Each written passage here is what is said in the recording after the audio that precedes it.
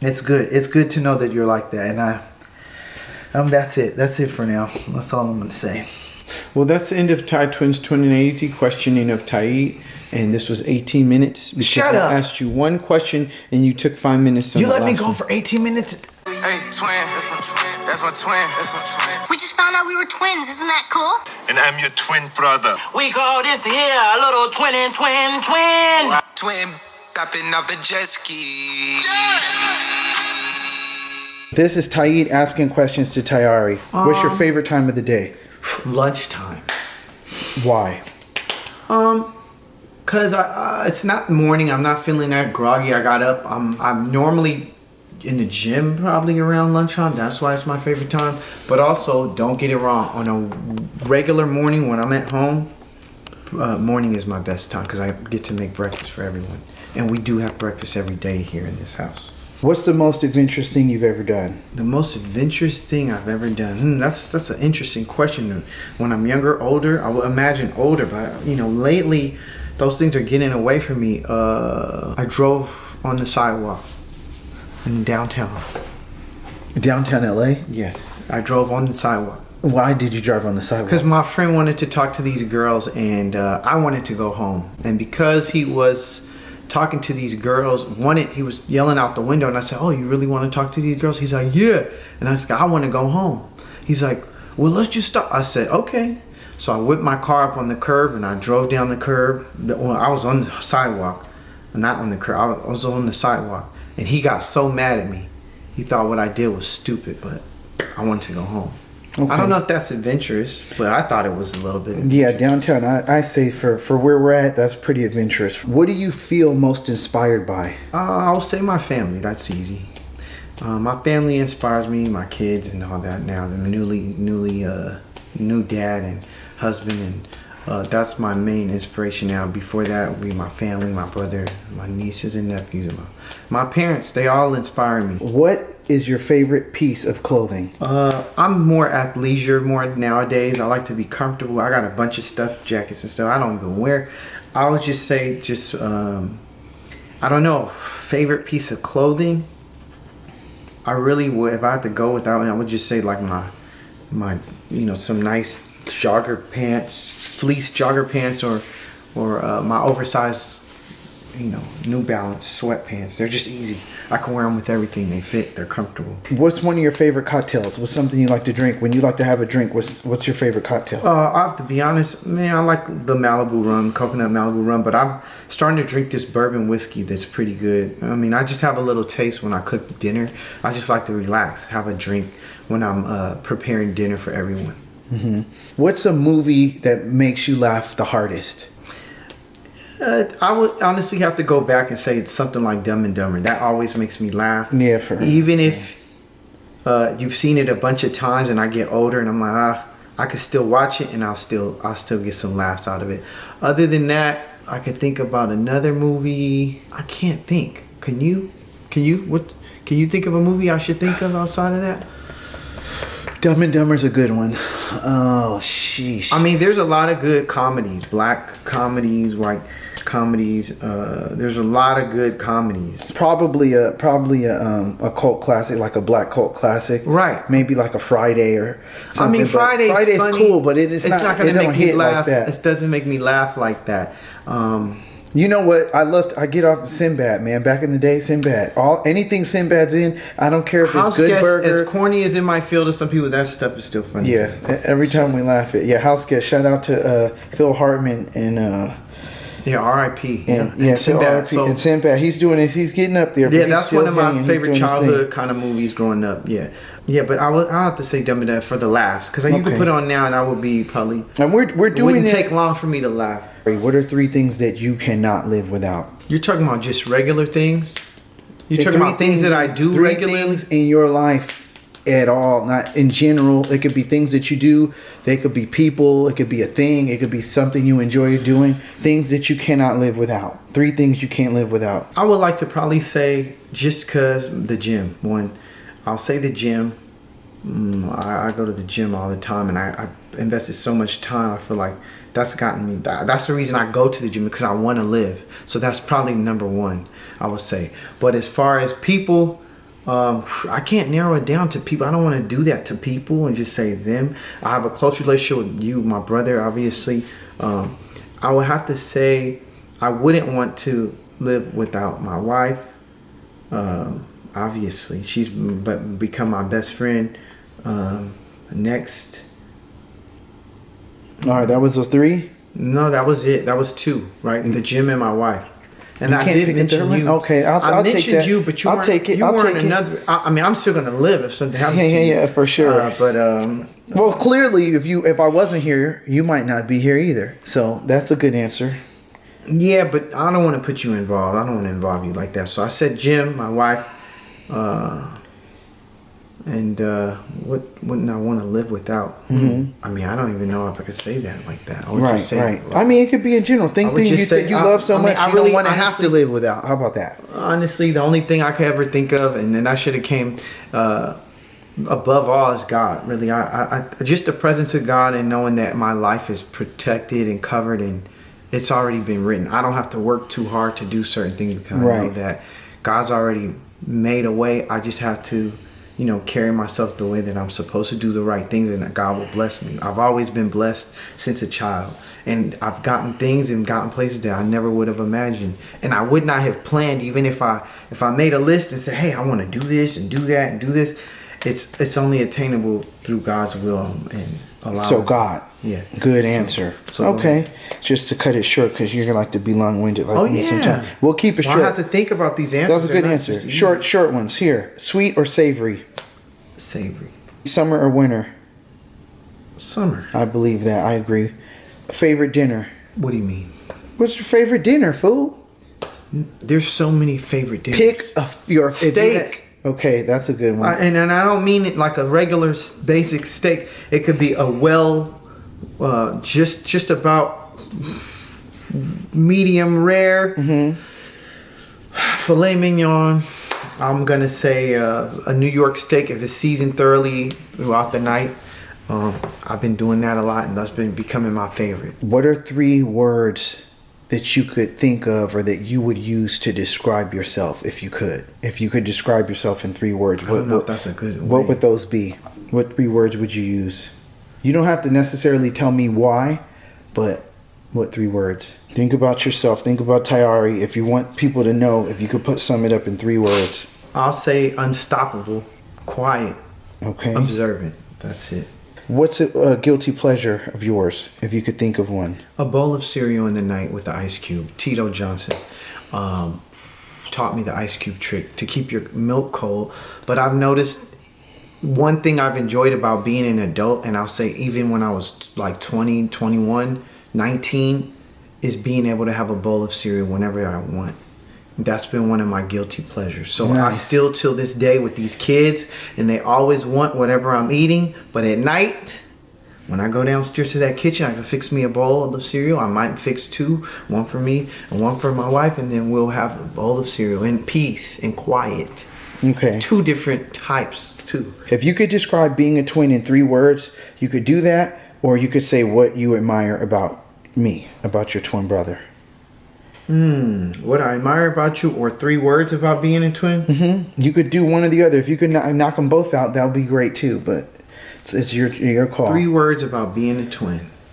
To like describe it, if you could, for someone that That's interesting. I never thought about some words to describe about being a twin. I'll say connected.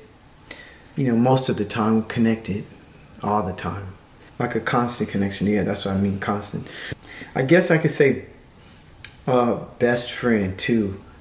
Best friend, that's easy. That's easy and that's true. I mean, I can't get too far off of that. Right. Even though we have issues sometimes. Like everybody. It wouldn't be life without a bump in the road.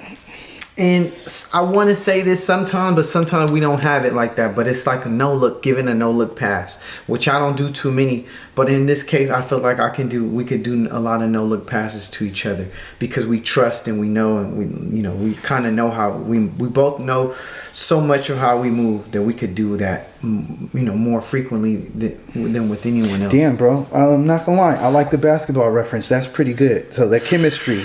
That's having good chemistry too. Yeah. Okay. And then if you could, and I hate to ask this question for you, but something you admire about being a twin, about about your you? brother. Oh man, it's a couple things. One thing always easy, and that's real easy.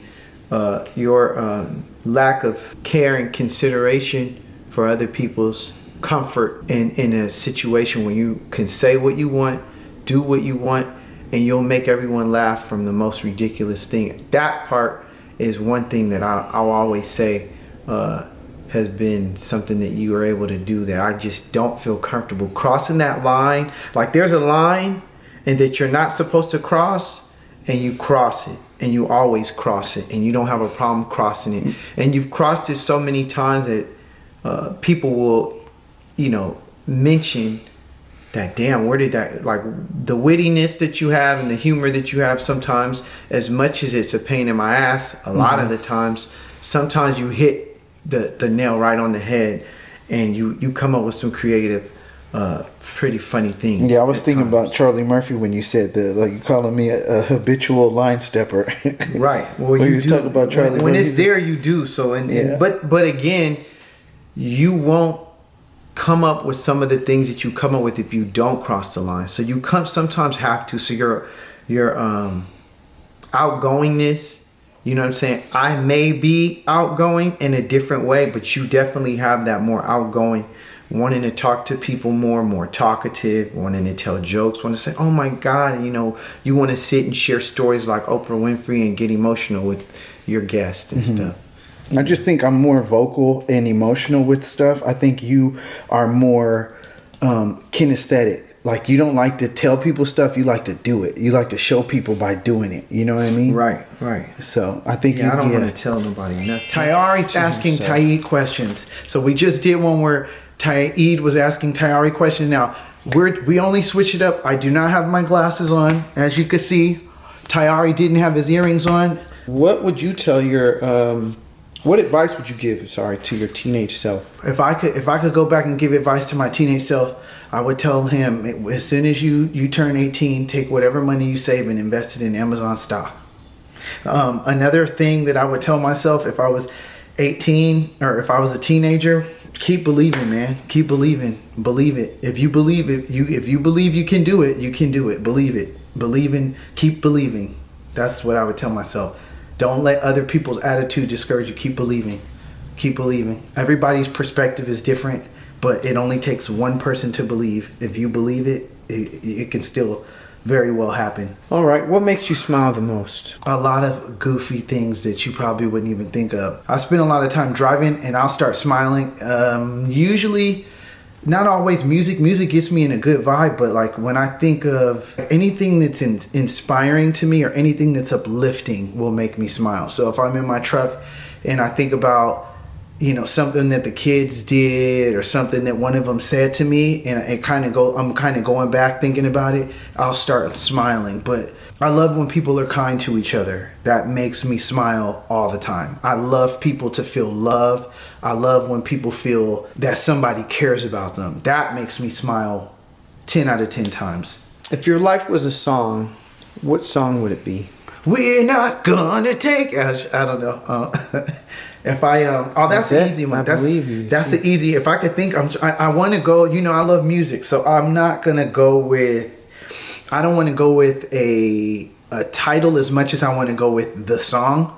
You know what? It's not a very popular song, and some people don't know this song. I like this song a lot. Little Dicky and GaTa featuring GaTa on that. We Good. So it's the song. It's like, you good, bro. You good, bro. And then they kind of talk about some of the ups and downs that they deal with, but they always talk about checking up on each other, checking up on their brother, checking up on their friend, making sure, you good, bro? You good, bro? It's like, we good. And so really, if you watch the Little Dicky show or what is it called? I love Dave. Oh, I love it. If you watch that, they do the song on one of the episodes, but we good. I feel like being a twin, there's always been a connection where we're checking up on each other, because however he's doing is how I'm doing. How I'm doing is how he's doing. And even when we try to be like, nah, we're always, like Ari said, we're connected. I think he made a reference about us being connected to where even when you want that space and you like, nah, he's doing his thing, I'm doing mine, we're always connected. Give me 3 words to describe yourself. Yeah, I feel like I hate some of these questions. 3 It's like you're words gonna to be thinking describe about yourself. kind, funny, and humble. Grateful or humble. Same. If you could tie them together, that's great. If not, I'll stick with humble. Okay, what are 3 things you can't live without? I can't live without music. That's one thing I can't live without. If we're gonna go with people, I've been with my wife for so long. Definitely my wife, Serena, and something I can't live without. Well, 39 years being a twin, I would have to say my brother too, but I can't think of. I don't know what it's like to not have a twin, so I can't answer that question honestly. So I'm gonna have to say my brother, my twin brother. I wouldn't be able to answer any other way than that. Those 3 things. I like the gym too, but you not as much as you do. It don't make my top 3. What's your favorite dinner? If I can get surf and turf, I'm good. Everybody likes steak. I'm a steak and potatoes guy, but if I could eat steak and greens, like a vegetable like Brussels sprouts or something, I'm okay with that. But everybody, you want that hearty potatoes or fries or something. But if I can get that and some lobster or some shrimp with it, some really good cooked shrimp, I'm good like that. That's good. That's a good dinner with some wine or something, I'm straight with that. And what movie makes you laugh the hardest? It's funny. More movies make me damn near more emotional than they make me laugh, to be honest. Movies that make me laugh. Oh, man. Dumb and Dumber you said was good, but I'm not going to pick the same damn movie. There's so many movies. Adam Sandler's good. Any movie, Adam Sandler, I'll go Mr. Deeds or something. I like Mr. Deeds is funny. Okay. There's so many. 3 words to describe being a twin. I'm going to say shielded, blessed. I know they're kind of more general terms, but if I could be more specific. Shielded, what does that mean? When I say shielded, I mean like having someone that when you grew up, you didn't know that they were there, but when you were able to realize there's someone else here. Not only that, it's someone else that looks like me. So I feel like we're shielded in a lot of ways from a lot of the things that kids went through or people in general go through as they grew up, because we always had each other. Do you understand?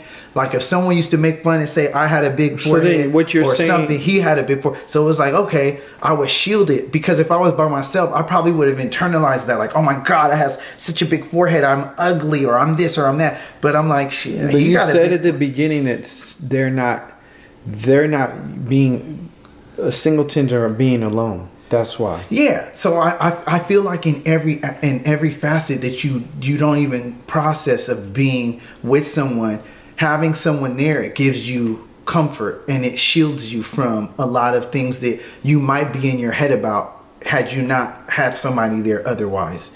Does that make sense?